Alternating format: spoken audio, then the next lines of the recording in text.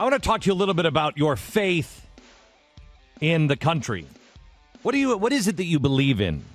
Who are we as a nation, as people? Where are we headed? Why do you believe that America's better days are ahead of us? Or do you? You know, there's a survey after survey that is showing now that Americans believe that things are not going to get better, that our better days are behind us. I'm tired of that lie.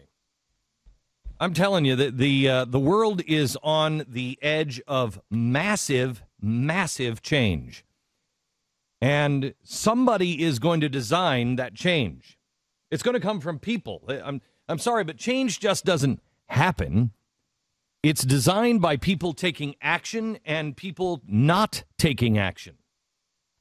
It's designed by people. And it's a group of people. See, it's not a government. A government is only a group of people. And if people in government want to take control, change the course, enslave, they can do that. Or those same people can free and let people chart their own course. This has happened before, time and time again. But it's not governments. It's not anybody's fault except the people that live at that time. What did they do? It's not my fault about slavery. It's not my fault on what happened to the Native American. It's not my fault what happened to the Jews. However, if those things happen again in my lifetime, it is my fault. I can't take the credit for stopping the Nazis. I can't take the credit for the Industrial Revolution. That was all accomplished by somebody else at a different time. We can't really even take credit for freedom in America, but we will take the blame for its loss. So we have to decide, is America over? Are our best days behind us? Is there any reason to believe that we can pull this thing out? I'll give you the honest truth. No other country has ever done it in the history of mankind. Every country has always hit this point, declined, and erased. Every time. However, no other country has ever given the world the light bulb, the washing machine, the television, the radio, the Apple, iPod, iPad, the telephone. No other country has ever done what we've done. No other country went to the moon. We did.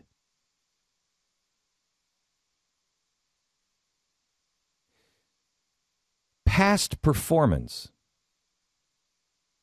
does not guarantee future success, but past performance should give you an idea of who we are when we set our mind to it. So who are we? What do we choose to do?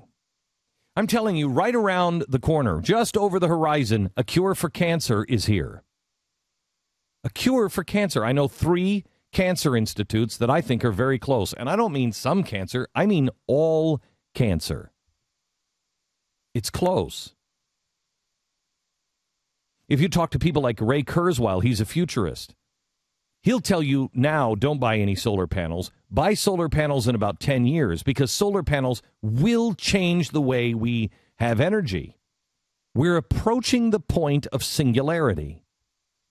Now, that can either be horribly, horribly wrong and bad, or it can be unbelievably magnificent. But it won't be the technology that decides this, the point of singularity, when everything just starts to work. It won't be technology that decides whether this is a good thing or a bad thing. It will be people. And right now, we have chosen to go down an easy path, but nothing worth anything comes easy. Nothing. You know that. You can play on a baseball team and lose and get a trophy today. Is it worth anything, that trophy? And if it came too easily because you're playing a bunch of sixth graders and you're a college team, does it matter? The only thing that are worth anything in life are the ones that you really sweat over. Because that's where you stretch your muscles. That's where you grow. Nobody is asking you to reach anymore. They'll bail you out. There's no struggle. The struggle should be gone. No pain, no gain. There's a lot of pain that is coming. There is. We'll show you some stats today on just the price of bread. Wheat bread's up 56%.